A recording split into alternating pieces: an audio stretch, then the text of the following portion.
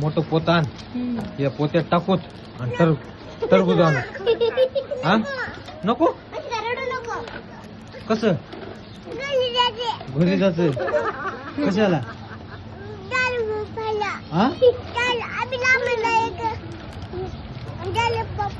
तर मला एक दे हा अभि कोण आहे तुझा भाऊ बर एक दे चल ये जा एक पोतान तिला पोत्यात टाकूत आणि टरबूज घे हा तू शियाची आहेस की तू शियाची आहेस की तुझ्या पप्पाचं नाव काय शिवाजी शिंदे